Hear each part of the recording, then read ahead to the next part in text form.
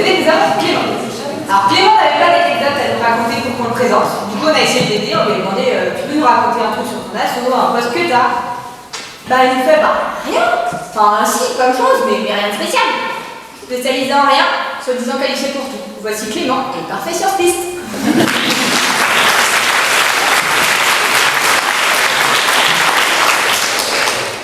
Les pieds dans le pâte. Vous êtes les premiers concernés par ce sujet. Votre média est voué à disparaître.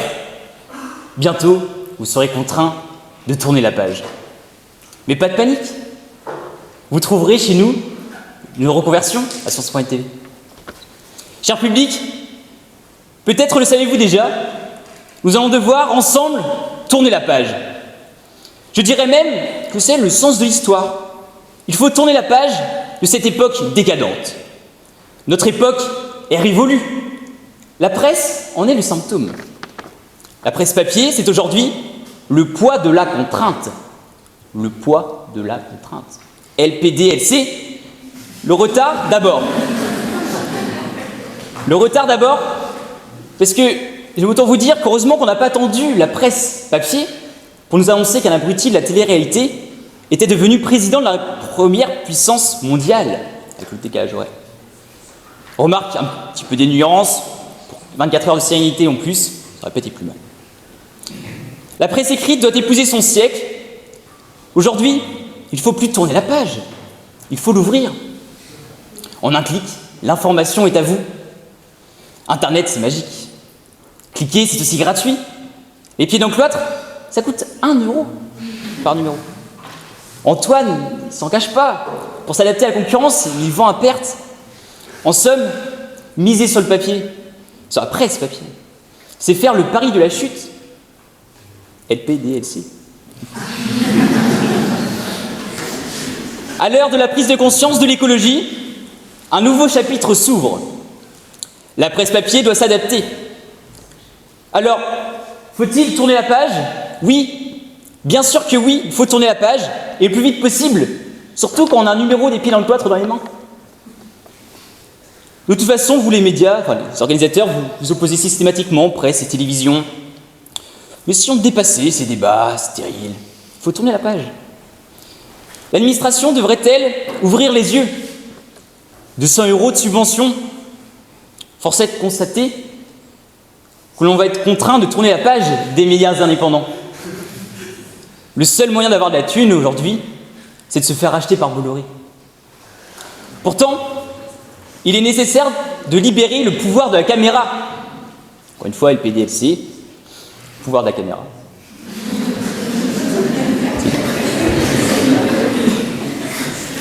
J'aurais préféré que mon contradicteur vous explique qu'il ne faut pas retourner le page.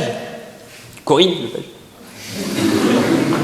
Malheureusement, il va tenter de vous démontrer qu'il ne faut pas tourner la page. Mais je reste convaincu qu'il faut tourner la page. Sinon, l'histoire se répète. Tourner la page, c'est tout un programme. C'est pourquoi, pour achever de tourner cette page, et puisque tout le monde le fait en ce moment, je vous annonce, ce soir, dans cet amphi Erasme, mesdames, messieurs, ma candidature à la présidence de la République française. Merci.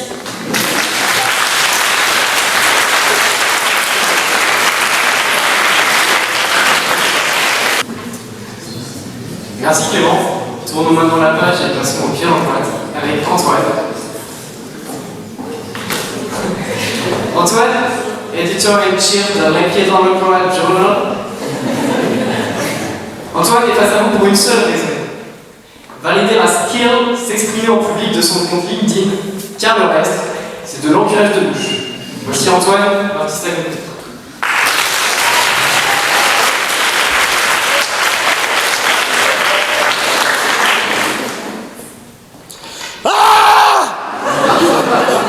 C'est le cri de la presse libre.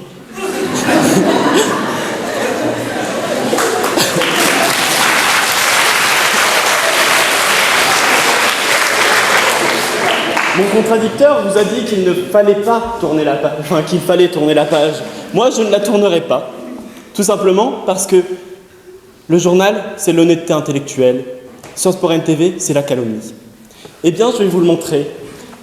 Je vais vous le montrer. Que répondrait Sciences Po Rennes TV à cette accusation? Quelle indignité! Vous n'avez pas honte? Quelle indignité! Donner un écho à des rumeurs d'une telle ampleur, et avec une asso payée par la direction, financée par la direction. Ça me fatigue. Moi, ce que j'ai à vous dire aujourd'hui, c'est que Les Pieds dans le cloître est une feuille libre comme Toni Morrison, écrivant des romans, comme ceux qui se sont battus pour la libération, pour la Révolution française, pour le règne de l'individu contre des collectifs oppressants. Les collectifs oppressants, c'est Sciences Po Rennes TV. C'est Sciences Po Rennes TV, allié de la direction depuis toujours. Nous le savons, Les Pieds dans le cloître se détachent bien de ça. Donc il ne faut pas tourner la page, puisque Sciences Po Rennes TV ne nous y incite pas. Il faut aller il faut pousser, aller chercher, aller fouiller dans ce qu'a déféqué autrui.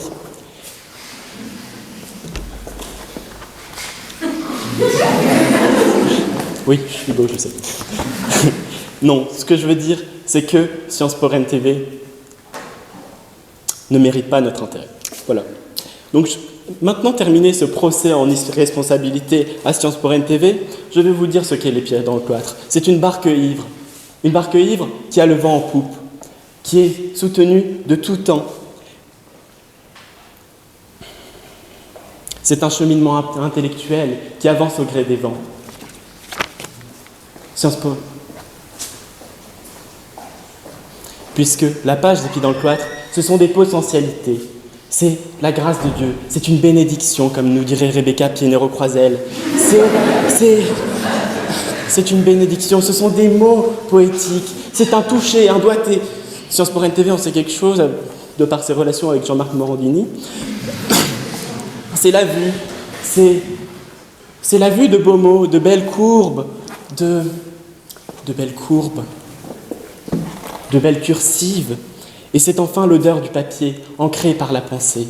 Donc moi, à cette question, faut-il tourner la page, je ne vous dirai pas que la presse est morte, je ne vous dirai pas que la presse est vivante. Elle n'est ni l'un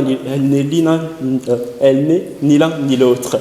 Ce que je vous propose, c'est une émancipation, une troisième voie à la Macron, vous voyez. Un truc ni trop à gauche, ni trop à droite. Et puisque j'ai rien à dire en fait, et que je me suis pas trop préparé, que je suis nul, je vais je vais remercier tout le monde. Je vais d'abord remercier avec déférence la direction, garante de notre liberté pleine d'amour. Je vais ensuite remercier les collectifs en lutte dans notre IEP sans qui rien ne serait possible.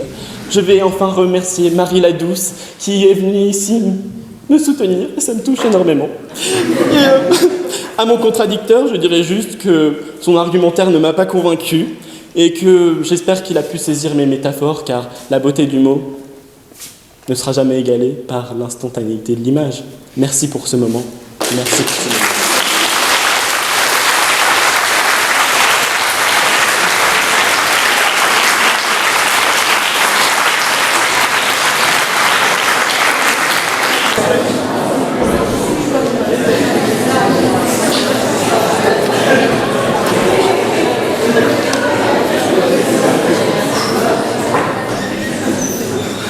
Pour cette quatrième minute, l'art est un sport de combat.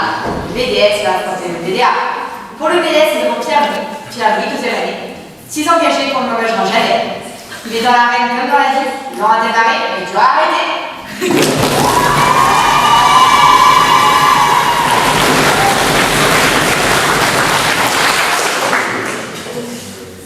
L'art est-il un sport de combat?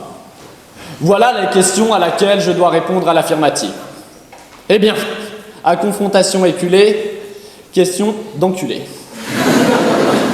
Mais trêve de plaisanterie et attelons-nous à y répondre. Oui, l'art est un sport de combat, tout comme, selon Bourdieu, la sociologie est un sport de combat. Avec de telles références, on voit bien que nous ne sommes toujours pas en école de commerce. Ça fera bien plaisir à changer l'IEP, avant-garde prolétarienne du combat contre la business schoolisation de notre école.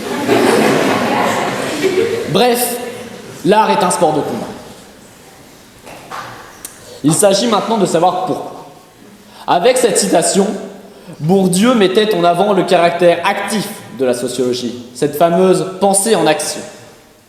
Il orientait le projecteur vers l'aspect d'homme de terrain du sociologue, vers l'empirisme et l'implication. Or, si cette vision a d'abord trait à la sociologie, il me semble qu'elle puisse aussi s'appliquer à l'art. Non pas que la sociologie soit un art, ce n'est pas la question, mais plutôt qu'elle est un combat, tout comme l'art, et même mieux, un sport de combat. C'est-à-dire une pratique effective du combat, soulignée par la présence et l'implication de l'homme. On parle d'ailleurs volontiers d'arts martiaux pour désigner les sports de combat. L'art est donc ici mis au service de la martialité. Le combat se présente comme une discipline artistique. Assurément, vous me rétorquerez que la relation est inverse à ce que j'entendais montrer. Mais que nenni! La dite relation est en effet duale et réciproque. Je m'explique. L'art peut prendre de nombreuses formes.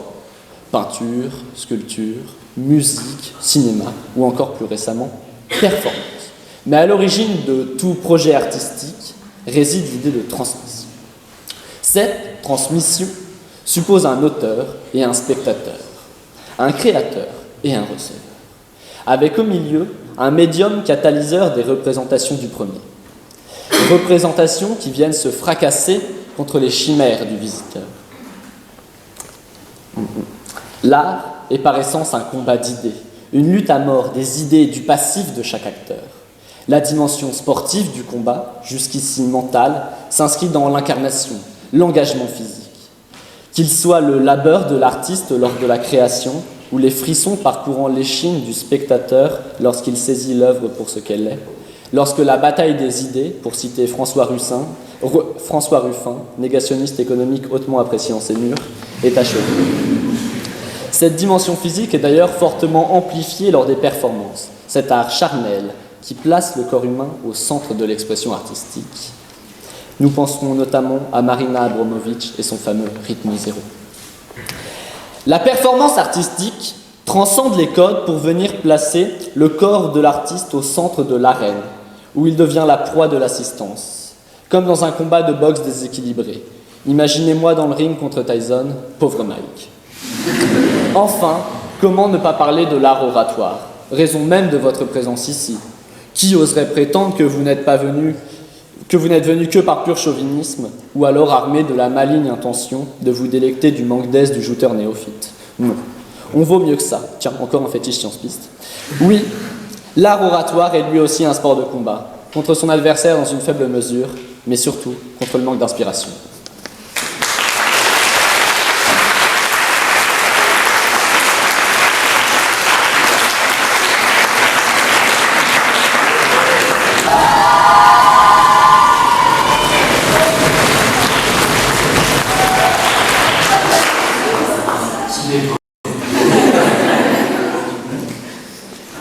Gilda, il aime son café de la même manière qu'il aime les femmes, sans pénis.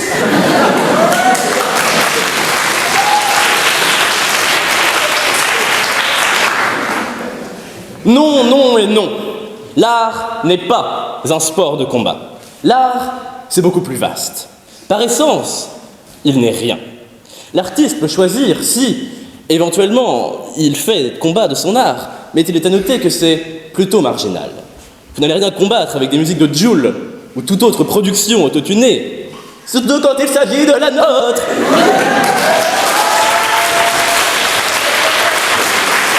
Ce qui fait la beauté de l'art, c'est qu'en lui-même, il n'est pas un combat. Chaque artiste peut l'utiliser pour s'engager, mais de base, l'art brut, messieurs, dames, l'art pur, l'art subtil, le vrai, ne cédera jamais à la barbarie. Si le combat utilise l'art tel une épée, l'art est de tout le fourreau. Et si vous voulez un vrai combat, allez voir les vigiles du théâtre. Si l'art était par essence un combat, même au sens politique du terme, il faudrait alors m'expliquer en quoi ce putain de Coréen qui fait de la peinture avec son cul combat quoi que ce soit. Ne catégorisez pas. L'art est défini par les artistes. Chacun d'eux lui en donnera une définition spécifique de sa production. En effet, l'art peut combattre à travers un support subversif et engagé. Je pense évidemment à des personnalités artistiques éminentes, telles notre cher GIG, qui par sa prose subtile et incisive a su redonner du débat démocratique dans cet IEP martyr, s'il en est, mon cher Éric. Mais pour d'autres, l'art n'est qu'une passerelle de l'artiste vers un monde transcendantal. Voyez tout ce que peut nous apporter l'art au-delà du simple combat. Confrontons nos divergences. Le BDS utilise l'art dans son combat, avec comme seule sculpture un vulgaire string en bois, une création vestimentaire à l'harmonie des couleurs douteuses, un verset force et honneur au Roland fasciste, et enfin, et pas des moindres, un hymne musical galette saucisse dont même Vita aurait refusé la maternité. Au BDA, nous pensons, comme l'enfant terrible de la littérature romantique française, Théophile Gautier, que, je cite, « il n'y a de vraiment beau que ce qui ne peut servir à rien, et que tout ce qui est utile est profondément et irrémédiablement laid. Alors, toi, oui toi, au fond de l'amphi, tu es très beau, mais tu ne sers à rien. Alors que cet amphithéâtre, par ses reflets verdâtres, bien incommensurablement laids, est malheureusement utile, mais n'est point une œuvre d'art. Au BDA, nous célébrons la beauté de l'état second, de l'artiste face à l'œuvre achevée. Nous pensons à tous ceux qui créent et qui se perdent, se cherchent, se trouvent. Vous savez, cette fameuse vie d'artiste alcoolo et camé, cette vie de bohème des arts qui meurt à 27 ans dans un terrible accident d'une overdose, étouffé dans son vomi, ou même pire, étouffé dans son vomi en tenue fluorescente. Tout ça pour vous implorer, par pitié, d'élargir votre champ de réflexion. L'art est beaucoup plus que ce que l'on en fait. Demandez à un artiste, au hasard, il vous dira que j'ai raison. D'ailleurs, je vous le donne en mille. Y a-t-il un artiste dans cette salle? Alors, attention, je pense que nous chauffons, nous brûlons, nous grillons, nous sauterelles. Est-ce que vous êtes d'accord avec moi? Eh oui, on a sauté.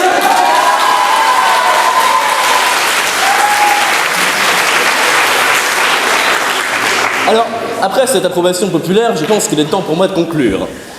Je dirais que, mon cher contradicteur, que si nos associations étaient des œuvres d'art, la vôtre appartiendrait à la logique belliqueuse du crit. Au BDA, nous préférons le critoris. Remplacez le premier R par un L, et vous voyez que plus rien n'est un combat. Tout est question d'abandon jusqu'au plaisir.